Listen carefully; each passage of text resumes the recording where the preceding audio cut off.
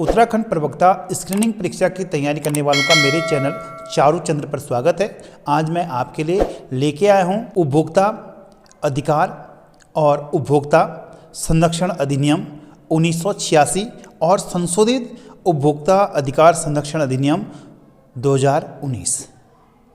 तो कुल मिलाकर इस टॉपिक में हम उपभोक्ता अधिकार और उपभोक्ता संरक्षण पर चर्चा करेंगे। अब अधिक समय न लेते हुए आइए शुरू करते हैं आज का यह टॉपिक। इस टॉपिक में हम जो एग्ज़ाम में आने वाले जो महत्वपूर्ण फैक्ट हैं उसी पर फोकस करते हुए हम इस टॉपिक को आगे बढ़ाएंगे, क्योंकि यह टॉपिक बहुत लंबा है। हम केवल उन्हीं फैक्टों की चर्चा करेंगे जो एग्ज़ाम में आ सकते हैं। तो साथियों आइए शुरू करते हैं आज का टॉपिक। तो इसमें पहला जो क्वेश्चन आपका एग्ज़ाम में आ सकता है, ये क्वेश्चन आपका उपभोक्ता अधिकार आंदोलन का प्रारंभ किस देश से हुआ? तो इसका उत्तर है आपका अमेरिका। कहाँ से हुआ? अमेरिका में हुआ।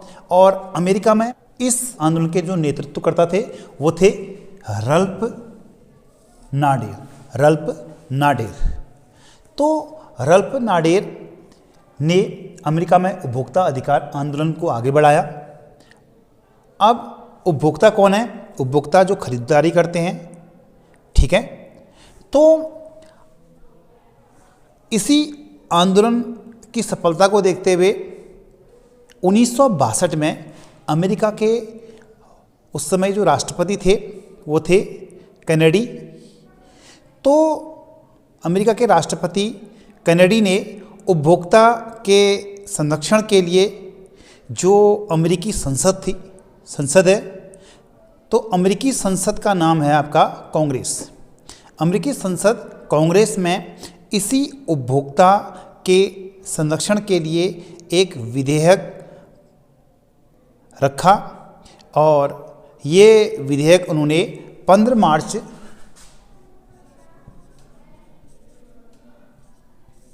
1962 को रखा, ठीक है। 15 मार्च 1962 को ये विधेयक रखा। ये उपभोक्ता संरक्षण से संबंधित था और किसने रखा? राष्ट्रपति कैनेडी के द्वारा रखा गया ये। और तो इसी कारण 15 मार्च को अंतर्राष्ट्रीय आपका उपभोक्ता दिवस मनाया जाता है, ठीक है। उपभोक्ता दिवस अंतर्राष्ट्रीय स्तर पर कब मनाया जाता है? तो इसका उत्तर आपका 15 मार्च। तो ये जो फैक्ट है इसको यदि हम इस रूप से याद करें कि जो अमेरिका में जो आपका उपभोक्ता संरक्षण अधिनियम आया और जो इसके नेतृत्वकर्ता थे, यदि हम उसको ट्रिक से याद करेंगे तो इसकी ट्रिक है नाडर एक पंच मार।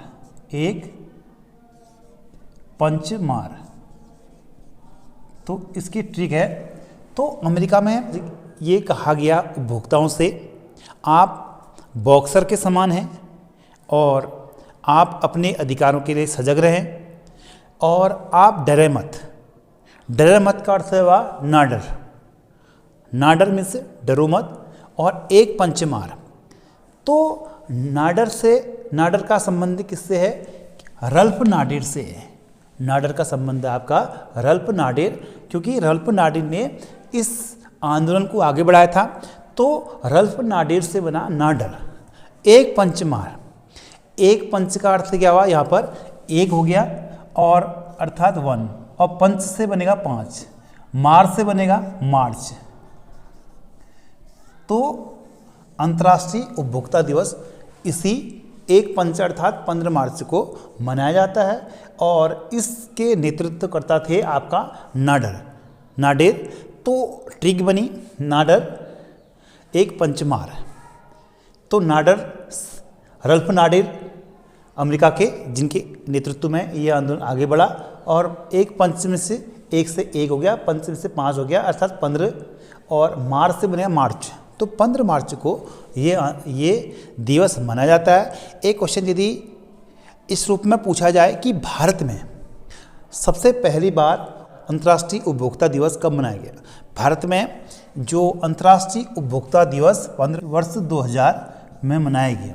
कब मनाया गया? वर्ष 2000 में। अब इसके बाद हम बात करते हैं भारत में यह उपभोक्ता जो अधिकार के लिए उपभोक्ता अधिकार संरक्षण अधिनियम आया। क्या है?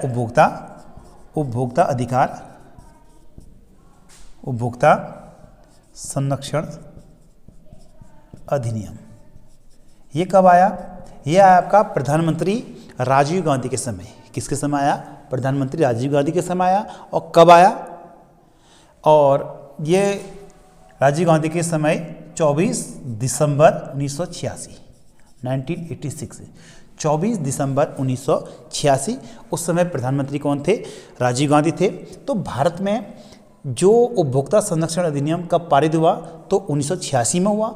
उस समय प्रधानमंत्री कौन थे? राजीव गांधी थे। इसकी पूरी डेट है आपकी 24 दिसंबर।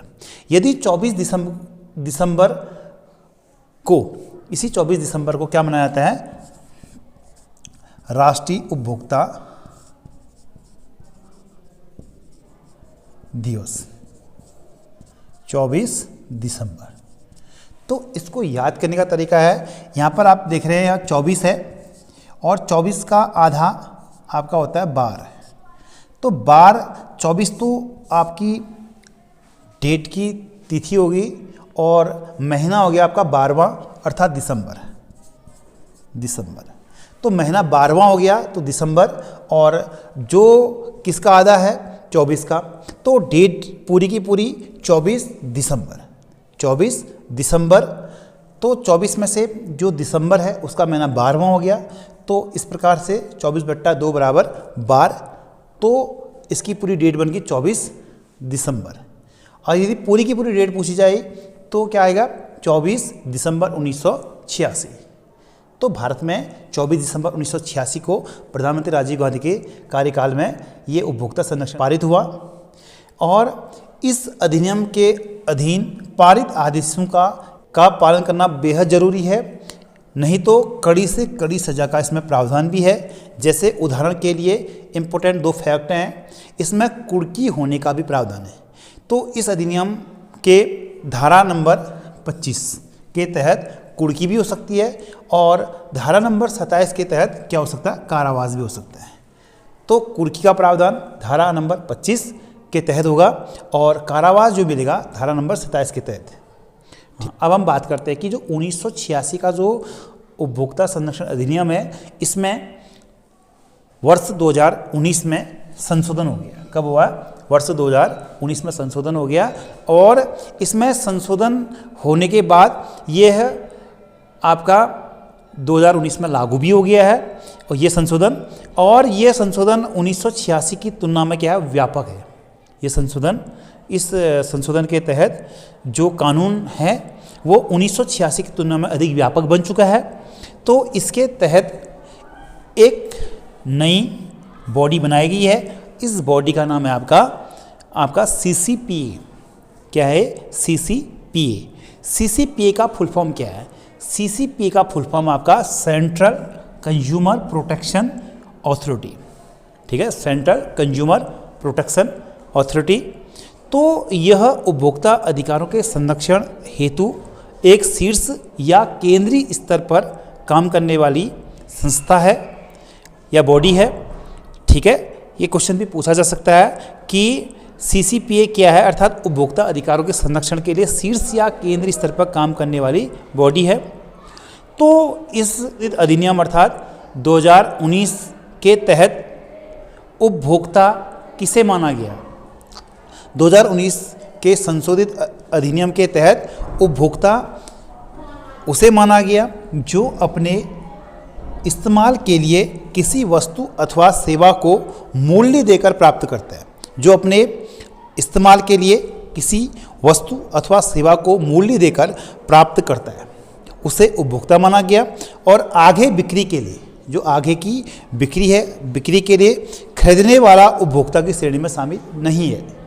ठीक है, और इसके तहत जो इसके इस संशोधित अधिनियम 2019 के तहत उपभोक्ता जो अदालत है उसका जो ढांचा है, इसमें जिला स्तर पर जिला उपभोक्ता अदालत है और राज्य स्तर पर राज्य स्तरीय अदालत है। और पहले आपका राष्ट्रीय स्तर पर कोई अदालत नहीं थी, अब राष्ट्रीय स्तर पर केंद्रीय इसकी एक अदालत है। ठीक है, तो राष्ट्रीय स्तर पर भी इसके लिए एक अदालत का प्रावधान है, ये केंद्रीय स्तर पर काम करेगा। और अब जिला अदालत में 1 करोड़ तक के मामले दर्ज किए जा सकते हैं और यदि आपको 1 करोड़ से लेकर 10 करोड़ तक के जो मामले हैं वो दर्ज कराने हैं तो आप राज्य स्तरीय अदालत में दर्ज कराएंगे। यदि आप 10 करोड़ से अधिक के मामले दर्ज आपको कराने हैं तो आप राष्ट्रीय स्तर के केंद्रीय जो आपका अदालत है उस पर दर्ज करेंगे।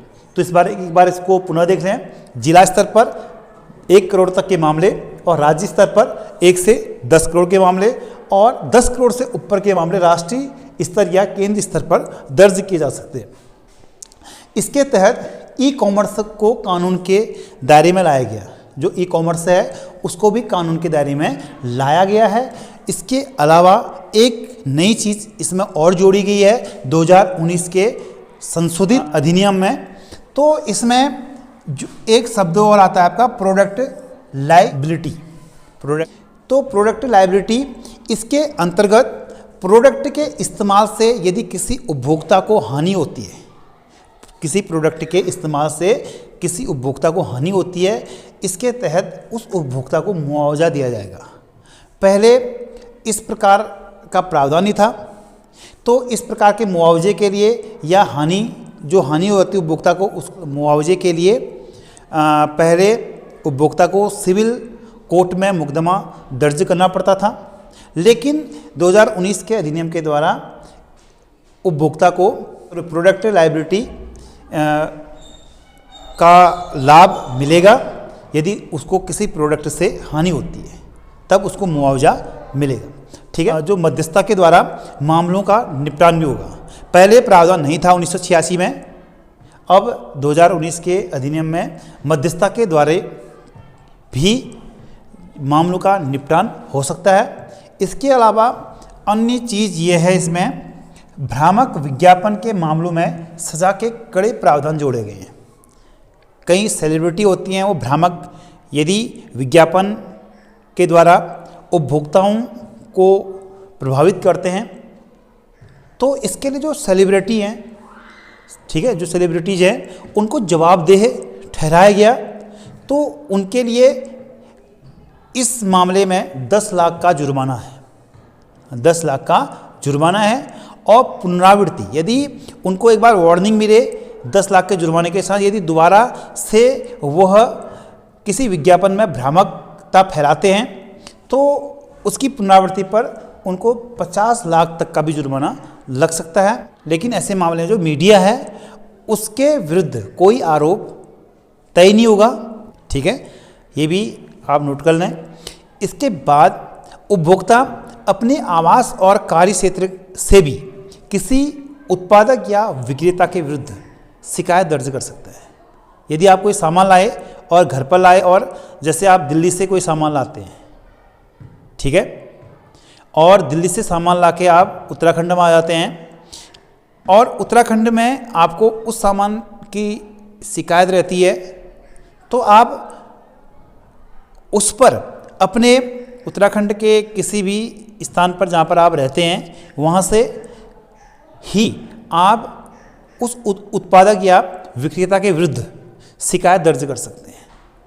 ठीक है, तो साथियों, आज का ये जो टॉपिक था वो उपभोक्ता अधिकार और उपभोक्ता संरक्षण से था।